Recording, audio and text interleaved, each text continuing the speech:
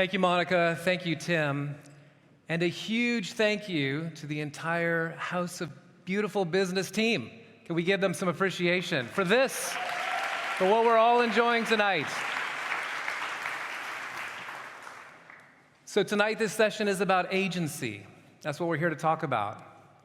But what does agency even mean? To me, agency is just another word for freedom, for power, and for choice. Agency isn't really good or bad in and of itself. It depends on how you use it. And I would suggest that the highest and best use of whatever agency we have, whatever we have to bring to the table, is to use it to help strengthen and empower the agency in others. So Legatum is an investment firm. Our day job is to allocate capital and generate returns, but our mission makes us a little bit unique. Our mission is to help others prosper. And tonight I want to just give you 3 brief snapshots that show how we try to make that happen. The first one comes to us from the Legatum Center at MIT. So we started this about 15 years ago to empower some of the world's smartest students to become entrepreneurs and to start inclusive and innovative businesses, predominantly in developing countries. So far, we've had 319 Legatum Fellows come through the program, and one of them started an amazing business called Takachar. Now, Takachar had a fairly big night just a couple weeks ago when they won Prince William's new Earthshot Prize. Woohoo! That's a pretty big deal. If you want to know why we love investing in entrepreneurs and what a truly beautiful business looks like, there's actually no one better than Takachar to show you themselves. Let's watch this clip.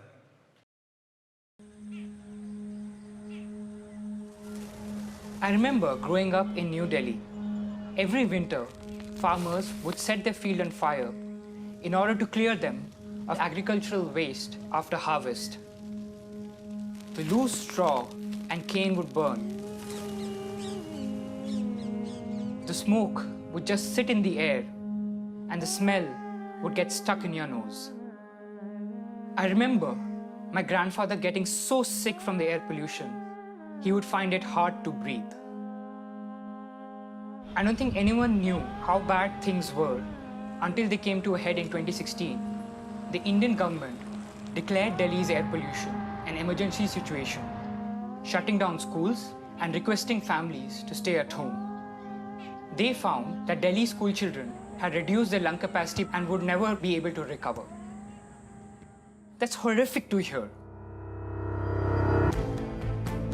It's easy to blame farmers, but at present, they have no other choice. It's really about working with rural communities to provide them a greener way of working. We have developed low-cost, smokeless machine that can be used by rural communities to process and convert agricultural waste into usable products like fuels and fertilizers. The waste goes in at one end, and these products come out of the other. Farmers can then earn extra income by selling these valuable products to markets locally as well as worldwide. Our technology eliminates greater than 98% of smoke in the open burning of fields. We're just at the start of our story. My hope for the future is that it becomes a normal sight in every rural farm, helping to fight air pollution globally. Air pollution is an international problem affecting millions and millions of people worldwide. My grandfather would be proud of me and the work that we are doing. I won't rest until we can help everyone, everywhere, breathe cleaner air. Amazing, right? Takachar. There is so much to love about this story. But I think the thing that I love the most is how Takachar approached the farmers. I mean, what's really going on here? You have farmers burning waste that are creating a huge air pollution problem for many, many people.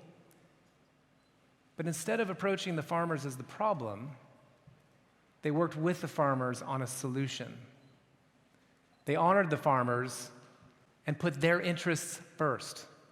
And by doing so, the result was the farmers making more money, their families having the opportunity to prosper more. And you get air pollution solved. You get cleaner air for everyone. It's an outstanding result. And to me, Takachar is a great example of someone using their agency to help give agency to someone else through giving them a choice. All right, snapshot 2. 1.5 billion people around the world have one or more intestinal worms. These are horrible diseases. They can make you blind, they can make you lame, they can kill you.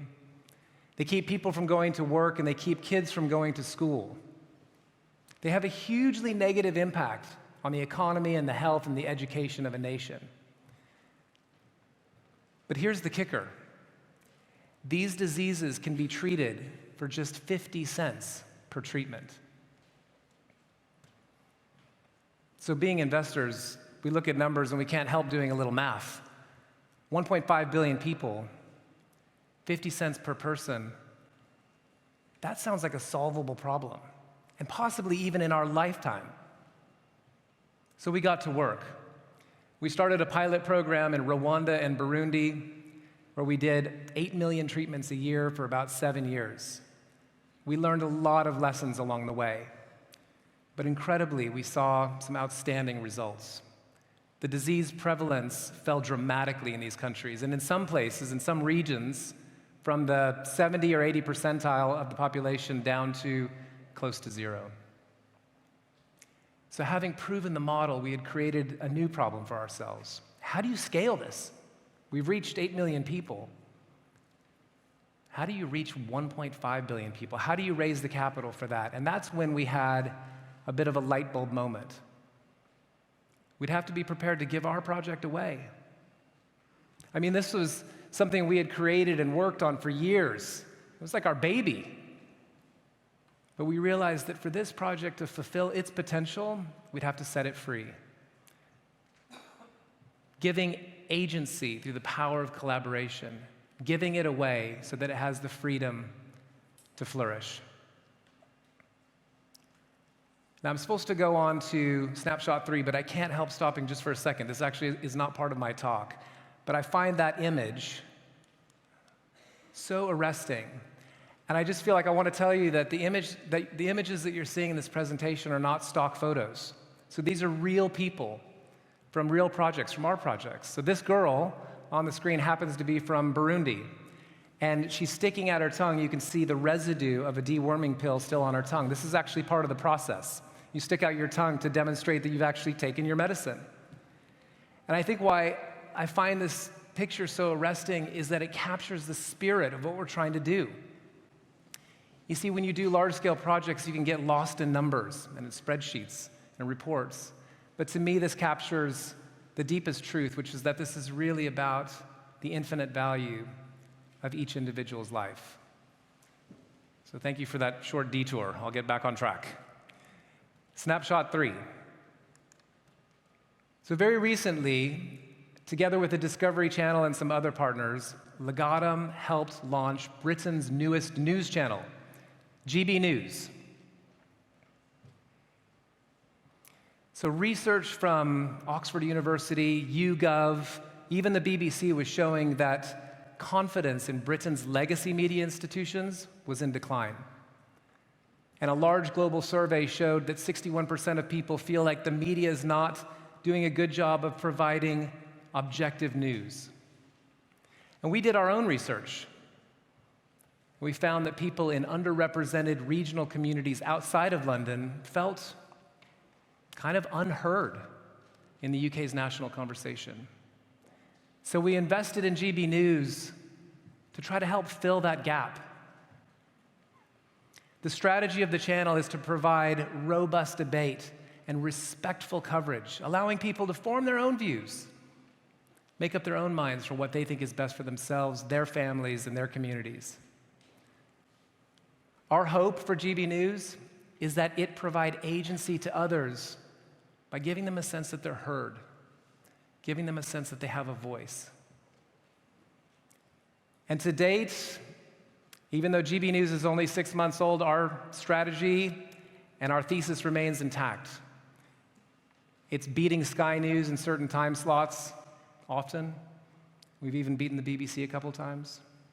And something that I very proudly told my 21 and 22-year-old sons is that, at least for the time being, we happen to be #1 in Britain on TikTok. Yes! So in conclusion,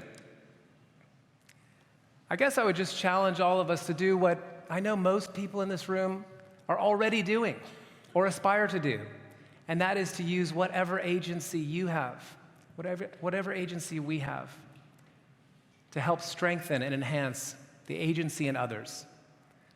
I can't think of a better way to run a beautiful business or a better way to express concrete love.